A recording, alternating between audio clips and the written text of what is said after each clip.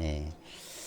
예, 오늘 말씀 통해서 우리가 그동안 계속 더 나은 삶, 좀 잘못되거나 또 거짓된 지식이나 또 어떤 사람의 말을 따라 살아왔던 그 바리새인과 서기관들의 의보다 더 낫지 아니하면 천국에 들어갈 수 없다라고 하는 말씀을 주신 후에 오늘 말씀은 그 5번째 주제로 함께 제목을 따라해 보겠습니다. 온전한 이웃사랑.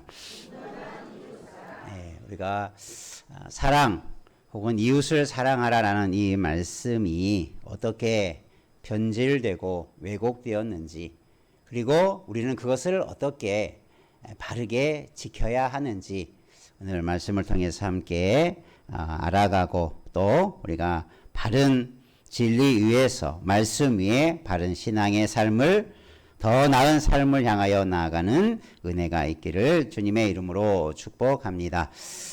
오늘 말씀에 보면 내 이웃을 사랑하라라는 말씀으로 율법의 레위기서의 말씀을 인용하며 예수님께서 말씀을 주십니다. 우리가 이웃을 사랑하라, 너무나 많이 아는 구약에 하나님을 사랑하고 이웃을 사랑하라고 하는 것이 율법과 선지자의 최고의 가르침인 것을 예수님께서 제자들에게도 또 한 번 확인하신 말씀도 주시죠. 하나님 사랑, 이웃 사랑, 우리가 끊임없이 실천해야 할 가장 귀한 복음의 또 율법의 하나님의 말씀의 내용입니다.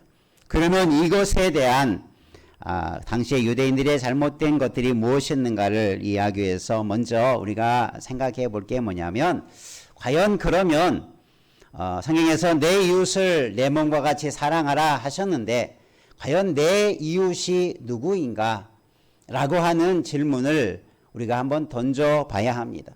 왜냐하면 똑같은 단어인데 사람마다 이웃의 개념이 다르면, 생각하는 이웃이 다르면, 그 대상이 달라지면 그 하나님의 말씀을 실천하는 대상이 달라질 수 있기 때문인 것이고, 잘못 적용하면 하나님의 말씀이 잘못 때로는 그렇게 적용이 되어지는 일들이 있기 때문인 것이죠. 여러분의 이웃은 누구입니까? 사전적으로 이웃이라고 하는 그 단어는 가까이 사는 집이나 사람을 일으켜서 가르켜서 이웃이라 합니다. 여러분 옆에 사는 사람, 요즘엔 아파트가 많으니까 옆이 아니라 막 위도 살고 아래도 사는데, 아무튼 가까이 사는 사람을 이웃이라고 단어 사전적으로 정의를 합니다. 물론 이웃이라는 개념이 그냥 어떤 집이 가까이 붙어 사는 사람들만은 아니겠지만 원래 이웃의 단어는 그런 의미죠. 그래서 내가 사는 삶의 가장 곁에서 같이 살아가는 사람, 그냥 이런 경계에 있는 사람만이 이웃이 아니고 가까이 있기 때문에 서로 친교하고 서로 삶을 나누고 서로를 도와주기도 하고, 이웃이기 때문에 서로를 사랑하기도 하고 아껴주는, 우리 사회에서 많은 사람들 중에 이웃이 가까이 사는 사람들이 더 많은 관계 속에 거하고 있으니 그런 사람들의 관계가 더 풍성해지겠죠. 그래서 자연스럽게 이웃에 대한 사랑이 증거될 수 있고 그런 것들이 표현될 수 있겠죠. 그런데 오늘 우리가 일반적으로 우리 속담에도 먼 사촌보다, 우리 먼 친척보다 이웃 사촌이란 말을 우리가 종종 사용하게 되어지는데, 그만큼 친밀하고 그만큼 가까운 관계가, 먼 친척보다도 가까운 관계가 우리의 이웃이다라는 그런 표현도 있지 않습니까? 우리가 이웃에 대한 개념을 한번 생각해 보고, 우리가 생각하는 이웃의 개념, 이웃을 사랑하라 했는데 여러분이 사랑해야 할 이웃을 한번 마음속에 생각해 보시길 바랍니다. 여러분의 이웃, 나의 이웃은 누구인가? 한번 옆에 분하고 한번 질문해 볼까요? 우리의 이웃은 누구입니까? 여러분의 이웃이 누구입니까? 위에 사는 사람, 옆집에 사는 사람이 이웃입니까? 아니면 우리 함께 신앙생활하는 우리 성도들이 이웃입니까? 여러분의 이웃의 개념을 다시 한번 정립할 필요가 있습니다. 예수님께서 이 말씀을 하시면서도 바로 그것을 지적해 주고 있는 거예요. 왜냐하면 예수님 당시에 많은 유대인들은 이웃을 마치 가까우니 어떻게 부르기도 했냐면 형제라고 부르기도 했어요. 가장 피를 나눈 사람, 형제와 같이 이웃을 그렇게 아주 가깝게 아주 친밀하게 여길 정도로 이웃에 대한 사랑을 가지고 있었어요. 그런데 문제가 뭐였냐면 그 이웃의 범주가 누구냐? 바로 혈통적인 유대인들이었어요. 자기의 이웃이 누구냐? 내가 정말 사랑해야 할 이웃이 누구냐라고 했을 때 그들은 가르치기를 야, 우리의 이웃은 첫 번째로 우리 유대인들이다.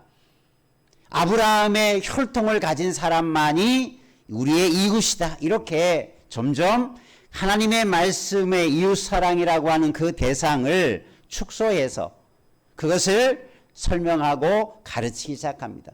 왜 그렇게 가르치냐면 이 아브라함의 자손들이 아닌 사람을 때로는 이방인들이라 여기고 때로는 이스라엘 백성들 중에서도 하나님의 말씀과 율법을 멀리하고 이방 사람들과 같이 결혼하고 그들의 풍습을 따르는 사람들, 신약시대에는 그들이 누구였냐면 사마리아 사람들이었어요. 그들은 혈통적으로 유대인들과 이방인들이 혼혈된 민족을 이루었고 하나님의 말씀을 지키지 않는 자들이라고 해서 아주 이방인처럼 멸시하던 사람들이 사마리아인이었어요. 그러니까 유대인의 범주 속에서는 이웃은 누구냐면 순수한 아브라함의 혈통을 가진 자들은 이웃이고 나머지 사람들은 이방인이나 사마리아와 사람들은 이웃이 아니라 경멸하고 미워하는 대상으로 구분해 버렸어요. 그래서 예수님은 지금 이 말씀을 하면서 어떻게 말씀을 합니까? 우리 43절의 말씀을 한 번 더 같이 읽어보겠습니다. 또 내 이웃을 사랑하고 내 원수를 미워하라 하였다는 것을 너희가 들었다.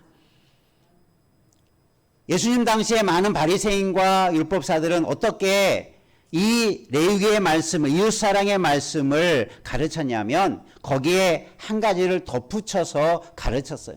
내 이웃을 내 몸과 같이 사랑하라 라고만은 가르치지 않고 이제 이웃의 개념을 딱 나누어 가지고 우리의 이웃은 형제와 같은 우리의 유대인들은 어떻게 하라? 사랑하고 그 이외에 다른 사마리아 사람들 혹은 이방 사람들 자기와 같은 혈통을 가지 아니하는 사람들은 마치 원수처럼 어떻게 하라? 미워하라. 그렇게 가르쳐 왔다는 거예요. 여러분, 예수님께서 오늘 우리에게도 지금 이 말씀을 통해서 우리가 이웃사랑을 어떻게 실천하고 있는지 생각하고 있는지 우리에게 깨닫게 하시고 바른 이웃사랑을 실천할 것을 그것이 더 나은 유대인들의 사회 속에서 바리새인들과 서기관들보다 더 나은 이웃사랑을 실천하는 사람이 될 것을 가르쳐 주고 있는 줄로 믿으시기를 바랍니다. 한번 옆에 분하고 따지며 볼까요? 온전한 이웃사랑을 실천하십시다. 그래서 예수님께서 그들의 잘못된 것을 알게 하고 오늘 주시는 말씀입니다. 그래서 너희들이 유대인들은 이웃을 사랑하지만 내 원수를 미워하라 라는 이 말을 주셨다는 거예요. 가르쳤다는 거예요. 너희가 이런 말로 많이 들었고 배웠지 않느냐. 예수님께서 그러면서 뭐라고 말합니까? 나는 너희에게 이른다. 나는 너희에게 그렇게 가르치지 않는다. 그것은 잘못되었다라고 하면서 바른 가르침과 교훈을 주십니다. 한번 따라해 보겠습니다. 너희 원수를 사랑하며 너희를 박해하는 자를 위하여 기도하라. 그러니까 바리새인들로부터 율법사들로부터 랍비들로부터 그동안 들어왔고 배워왔던 말씀을 완전히 뒤집는 거죠. 그들은 자기 민족만 사랑하고 원수를 어떻게 하라고 그랬어요? 미워하라고 가르쳤는데 예수님은 그게 아니다. 우리 민족도 사랑해야 되지만 더 나아가서 더 나은 삶이 뭐예요? 원수를 어떻게 하라? 미워하라, 사랑하라, 사랑하라. 박해하고 핍박하는 자를 위해서 어떻게 하라? 기도하라. 그러니까 예수님께서 잘못된 것들을 바르게, 그리고 더 나은 신앙의 삶이 어디까지 가야 되는가라고 하는 신앙의 표대를 정해주시는 가르침인 것입니다. 원수까지 사랑하고 박해하는 자를 위해서 기도하라. 앞에서 말한 것처럼 이 원수를 미워하라라는 말은 원래 율법에 없는 내용이죠. 이웃을 사랑하라고만 가르쳤지 율법에서도 내 원수를 딱 정해놓고 원수에게는 미워하라라는 말을 율법에 담은 적이 없어요. 이것을 슬그머니 이들이 그것을 끼워 넣은 거죠.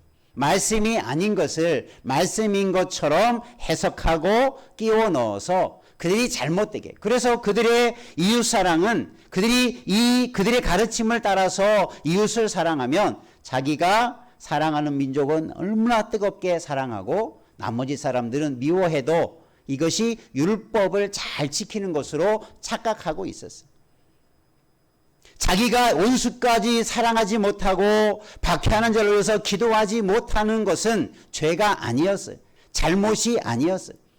원수니까 미워하고 나를 박해하는 자를 위해서 저주도 퍼붓고 그런 삶을 당연한 것처럼 여겼다는 거예요.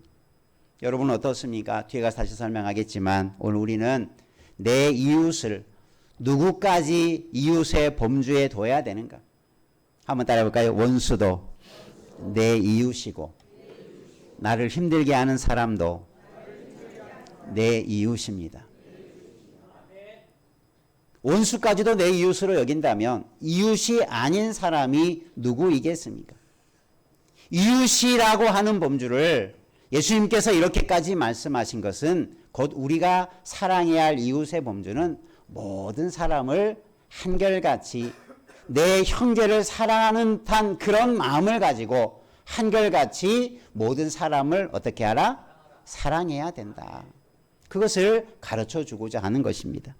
그래서 예수님께서는 그들에게 잘못된 것들을 지적하죠. 원수를 미워하라는 말은 사람이 덧붙인 이야기고 율법에 없는 이야기를 가르쳤던 내용이죠. 예수님은 그것을 분명하게 말씀하시면서 더 나은 원수를 미워할 것이 아니라 우리의 사랑은 원수까지도 사랑하는 것이고 나를 힘들게 하는 사람까지도 사랑하는 것, 그래서 기도해 주는 것, 이것이 우리들이 실천해야 할 신앙의 모습이다라는 것을 가르쳐 주고 있는 것입니다. 오늘 우리들의 사랑의 범주가 내가 품어야 할 이웃의 범위가 더 풍성해지기를 주님의 이름으로 축원합니다. 예수님도 자기를 십자가에 못 박는 자들을 위해서 어떻게 하셨습니까? 기도하셨지요. 스데반도 자기를 돌로 쳐서 죽이는 사람들을 향해서 마지막에 뭐 했습니까? 기도했어요. 이들은 철저하게 예수님의 삶 속에서도 스데반의 삶, 집사의 삶 속에서도 원수까지도 사랑하고 기도하셨던 삶을 보여주신 것이 신실한 그리스도인의 삶이었고 우리가 닮아가야 할 삶의 표본이 되어주는 줄 믿으시기를 바랍니다. 우리도 그렇게 살 수 있기를 주의 이름으로 축원합니다. 우리가 이웃을 구분하고 나누지 말고 나에게 정말 힘들게 하는 사람, 원수까지도 사랑할 수 있는 마음이 없는 것이 문제지 원수가 박해하는 사람이 문제일 수가 없는 거죠.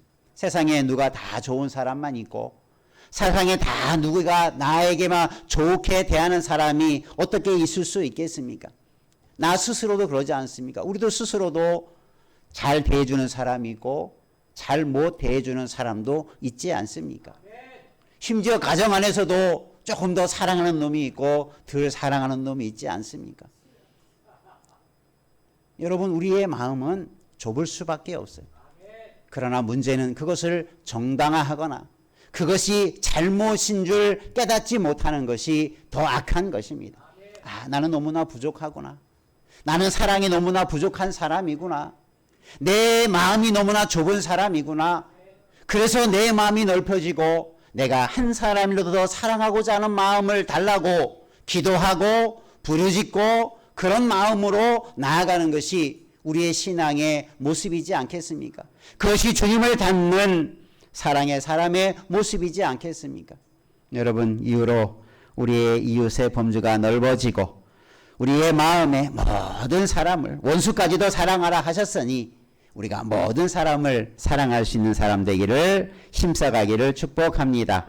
다시 한번 몇 번 하고 다닙시다. 모든 사람을 사랑할 수 있는 그리스도인이 되십시다. 이게 우리의 목표가 돼야 돼. 거기에 누가 거슬리면 에이, 저 사람 나쁜 사람이니까 미워도 돼. 나를 싫어하는 사람이니까 저 사람은 저주해도 돼. 욕해도 돼. 여러분, 그게 주님의 가르침과 반대되는 삶이에요. 주님은 그것을 싫어하십니다. 주님은 그것을 결코 원치 않는 삶인 것입니다. 원수까지도 사랑하라 하셨고 나를 힘들게 하는 박해하는 자들을 위해서 어떻게 하라? 기도해 줘라. 여러분, 아무나 기도할 수 없죠. 여러분, 사랑해야 제대로 기도할 수 있어요.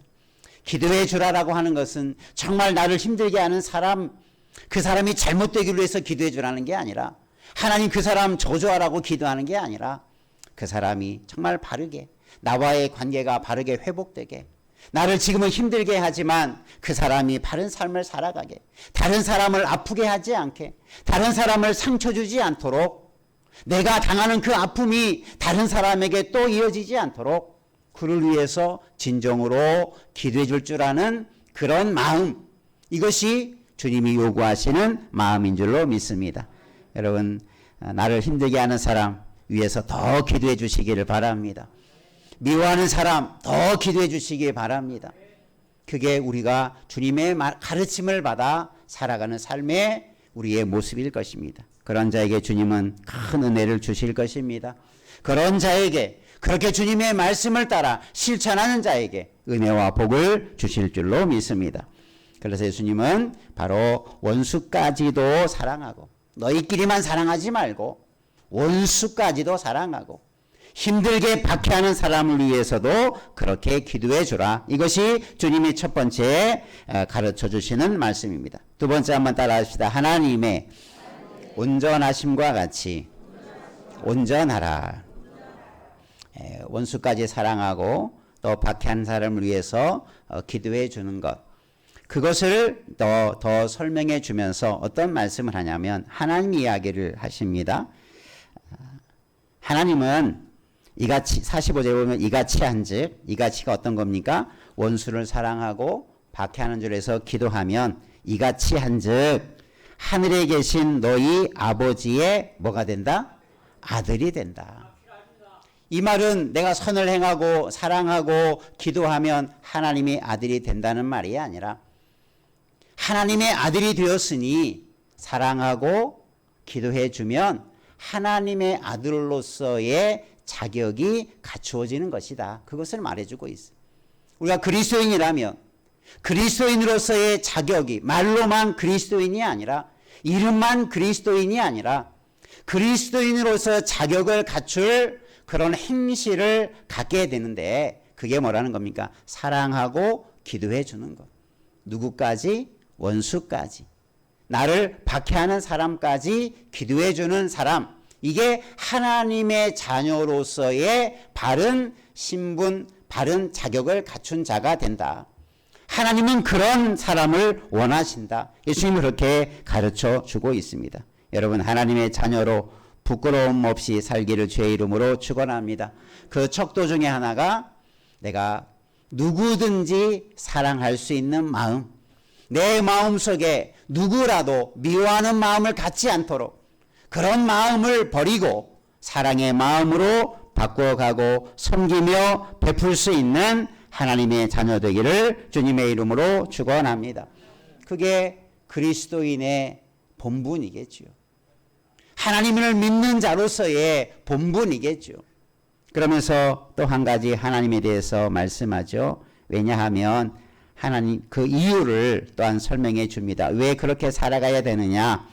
하나님께서는 45절 이하에 보면 하나님은 해를 악인과 선인에게 비춘다.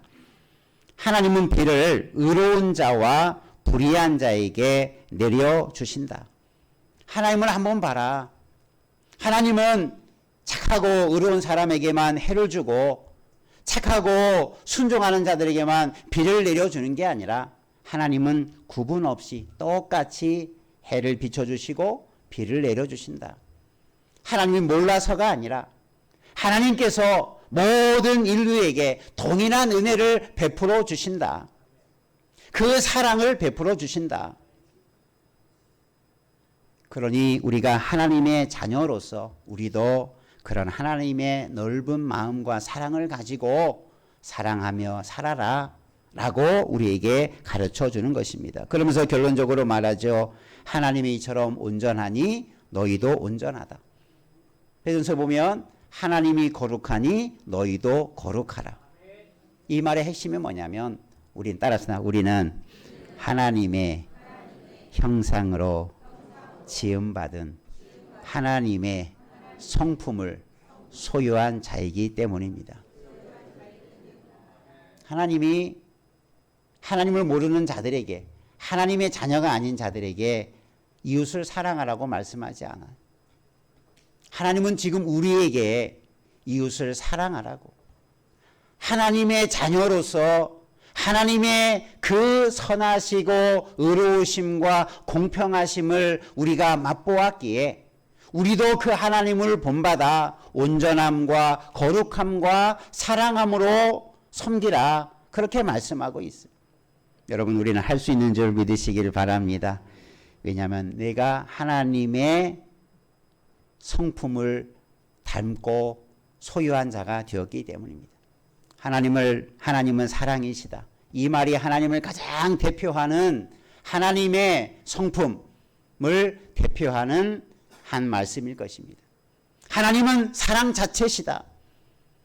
오늘 우리도 여러분 사랑의 많은 우리 선배 목사님들이나 우리 예바들이만 손양원 목사님뿐만 아니라 얼마나 많은 우리 믿음의 사람들이 사랑으로 이웃을 섬겼던 일들이 교회 역사 속에 얼마나 가득합니까? 저와 여러분의 삶이 그렇게 되기를 주의 이름으로 축원합니다. 우리도 하나님의 성품을 닮아서 그 성품을 가지고 살아갈 수 있는 이 시대에 신실한 그리스도인들로 서가기를 주님의 이름으로 축복합니다. 하나님은 우리에게 그렇게 살 것을 예수님은 가르쳐 주시는 것입니다. 그러면서 우리는 하나님을 따라 에베소서에 보면 의와 진리의 거룩함으로 지음을 받은 새 사람이 되었다. 그래서 우리는 이런 사랑을 살 수 있다라는 거죠. 하나님의 성품에 참여하는 자가 되었다. 하나님을 본받는 자가 되었기 때문에 우리는 능히 이런 일을 할 수 있다. 신약에서 사도 베드로가 계속, 또 베드로 사도가 계속 강조하는 내용이 무엇입니까? 우리가 그리스도의 성품에, 하나님의 성품에 참여한 자가 되었으니 우리도 주님과 같이 살자. 그것을 계속 강조해 주고 있는 것입니다. 한번 옆에 분과 다짐합시다. 우리도 주님처럼 사십시다. 예수를 닮아 사십시다. 그게 진정한 그리스도인이죠. 예수님은 죽기까지 자신을 모든 것을 내어주기까지 세상을 사랑하셨어요. 모든 이웃들을 사랑하셨어요. 예수님 당시에 바리새인들이 예수님을 막 욕하고 비난했죠. 야, 어떻게 저 죄인들하고 같이 밥 먹고 다니냐? 저 부정한 사람들하고 어떻게 서로 식탁에 교제를 하냐? 저 사람 더러운 사람들이고 부정한 사람들이고 죄 많은 사람들인데 어찌 그들과 함께 다니냐? 막 예수님을 비난했어요. 왜 그렇게 했습니까? 예수님은 그들을 사랑하시기 때문에, 불쌍히 여기기 때문에 그들과 함께한 거예요. 그들에게 말씀을 들려주고 그들이 그 죄악에서 끊어내고 주께로 돌아와서 선한 삶, 의로운 삶을 살 것을 주님이 원하셨기 때문에 그들과 함께한 것인 줄 믿으시길 바랍니다. 주님이 그래서 46절에 보면 책망의 말을 하죠. 너희가 너희를 사랑하는 자를 사랑하면 무슨 상이 있겠느냐? 세리도 이같이 한다. 너희가 형제에게만 무난하면 남보다 더하는 것이 무엇이냐? 이방인들도 이같이 한다. 여기서 세리와 이방인, 당시 유대인들이 가장 경멸하고 싫어했던 사람들의 부류의 사람들이죠. 세리는 온갖 세금을 걷는다는 명목하에 폭리를 취하고 백성들에게 많은 것을 착취하는 대표적인 사람이 세리들이었어요. 그래서 세리하면 아주 나쁜 사람, 착취하는 사람, 동족의 피를 빨아먹는 사람, 우리나라 일제치하에는 반역하고 많은 부를 축적한 사람, 아마 이런 사람들처럼 여겼을 거예요. 매국노처럼 여겼어요. 이방인들은 어떻습니까? 하나님 모르는 사람, 우상을 섬기는 사람, 얼마나 미워했습니까? 그런데 이런 사람들도, 세리들도 자기가 좋아하는 사람은 좋아하고, 이방인들도 자기에게 잘해주는 사람에게는 잘해준다. 이방 사람과 세리들도 자기가 좋아하는 사람은 얼마든지 좋아하고 사랑하고, 자기에게 잘해주는 사람에게만 인사하고 전화하고 문안한다고 하면 당신들과 저 세리와 이방인들이 다를 게 뭐가 있느냐? 똑같다. 내 형제만 사랑하고 좋아하는 사람만 좋아하고 잘해주는 사람만 잘해주면 그건 사랑이 아니다.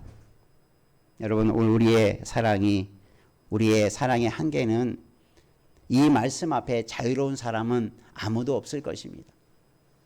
정말 앞에서 말한 것처럼 원수까지도 사랑하는 마음이 정말 어렵고 힘든 줄 알아요.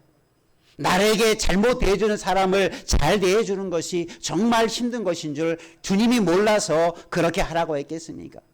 그게 더 바른 삶이니까.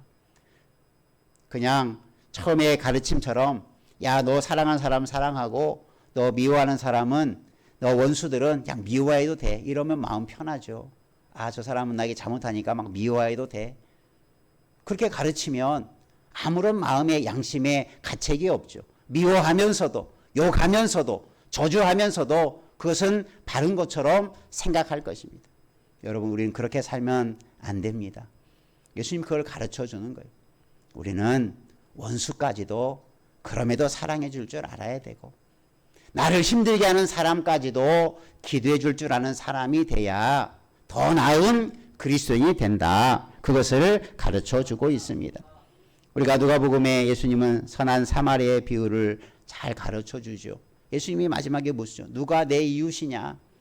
제사장도 그 강도 만난 사람을 피해 도망가고 레위인도 도망가지만 저희들이 그처럼 이웃처럼 여기지 않는 경멸하고 저주스럽게 생각하는 사람, 사마리아 사람이 그 강도 만난 유대인을 도와주었다는 이야기. 이 강도 만난 사람은 유대인입니다. 그러면 이 강도 만난 자의 이웃이 누구냐? 바로 너희가 그렇게 싫어했던 저 선한 사마리아 사람이 아니냐. 자비를 베푼 자다. 그렇게 이 대화 속에 나오죠. 여러분, 사랑을 베푼 자 되기를 주의 이름으로 축원합니다. 이게 진정한 이웃이다. 예수님은 그 선한 사마리아 비유를 통해서 우리에게 가르쳐 줍니다. 자비와 사랑을 베푼 자가 진정 우리의 이웃이고 내가 그런 이웃이 돼야 될 줄로 믿습니다. 이 사랑과 자비를 가지고 여러분 나가서, 너희도 예수님께서 교훈하시면서 그렇게 말하죠. 이 선한 사마리아 비유를 통해서 가서 너희도 이와 같이 하라. 나가서 너희도 이웃을 그렇게 사랑하라. 우리가 이런 사랑을 실천해 가기를 주님의 이름으로 축원합니다. 하나님, 오늘 우리에게, 예수님 우리에게 이 시대 속에서 사랑으로 말만 하고 범주를 딱 이웃을 좁게 정해놓고 내가 좋아하는 사람, 내에게 잘해주는 사람만 이웃으로 생각하는 어리석은 자가 아니라 우리가 모든 사람을 이웃으로 함께 마음에 품고 그를 사랑하며 기도할 줄 아는 사랑의 사람, 하나님의 온전하심과 같이 하나님의 손품과 그리스도의 마음을 품고 사랑하는 사람 되기를 주님의 이름으로 축원합니다. 옆에 분하고 마지막으로 한 번 더 다집시다. 모든 사람을 이웃으로 알고 사랑하십시다. 네, 그렇게 하루하루 살아가시길 바랍니다. 결코 원수 맺지 말고 힘들다고 미워하지 말고 오직 사랑으로 우리가 섬길 수 있는 이 시대에 더 나은 그리스도인들로 살아가기를 축복합니다. 기도하겠습니다. 좋으신 아버지 하나님, 우리가 때로는 알면서도